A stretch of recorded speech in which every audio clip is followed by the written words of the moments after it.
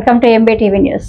బెంగళూరు వెళ్తున్న Volvo bus Kurnool వద్ద ప్రమాదానికి గురవడం తీవ్ర దిగ్భ్రాంతికి గురి చేసిందని మంత్రి పొన్నం ప్రభాకర్ అన్నారు. బస్సు ప్రమాద ఘటనపై కర్నూలు జిల్లా అధికారులతో మాట్లాడినట్లు ఆయన తెలిపారు. మృతుల కుటుంబాలకు తన ప్రగాఢ సంతాపాన్ని తెలియజేశారు. క్షతగాత్రులకు నాణ్యమైన వైద్యం అందించాలని ఏపీ ప్రభుత్వాన్ని కోరినట్లు పొన్నం పేర్కొన్నారు.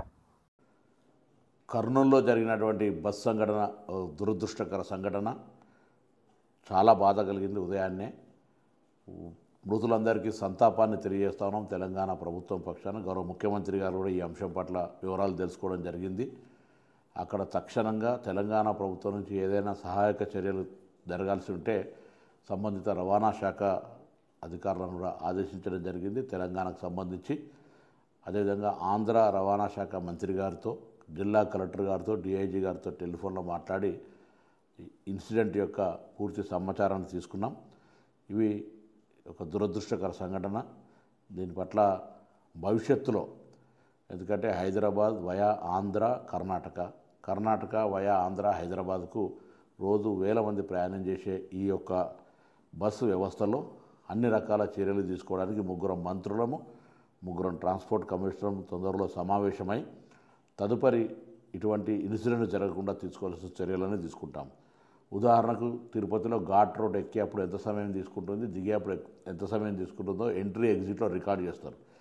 ఇక్కడ కూడా హైదరాబాద్ నుంచి బెంగళూరుకి వెళ్ళినా, హైదరాబాద్ నుంచి తిరుపతికి వెళ్ళినా, హైదరాబాద్ విజయవాడ, రాజమండ్రి, వైజాగ్లకు వెళ్ళినా ఇటువంటి నిబంధన తేవడం ద్వారా స్పీడ్ లిమిట్, యాక్సిడెంట్ నివారించే హక్కు ఉంటుంది.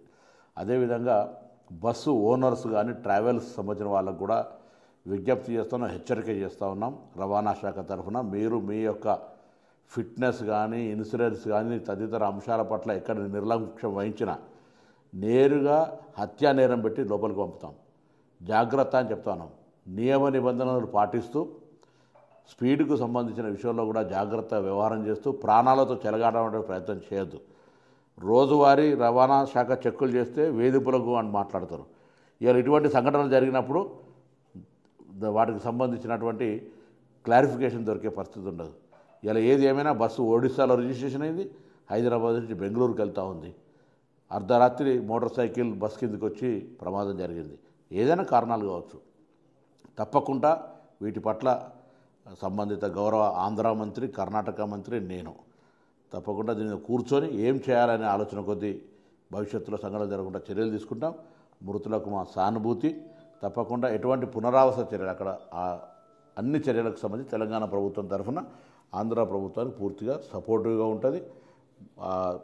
ప్రమాదం నుంచి బయటపడ్డ వాళ్ళందరికీ కూడా ఇప్పటికే ప్రాథమిక సమాచారంలో అన్ని రకాల చికిత్స, దాని తదుపరి అన్ని చర్యలు తీసుకుంటూ ఉన్నారు. కాబట్టి మరొకసారి తెలంగాణ ప్రభుత్వం తరఫున ఈ సంఘటన పట్ల దిగ్భ్రాంతిని వ్యక్తం చేస్తూ మృతులకు సంతాపం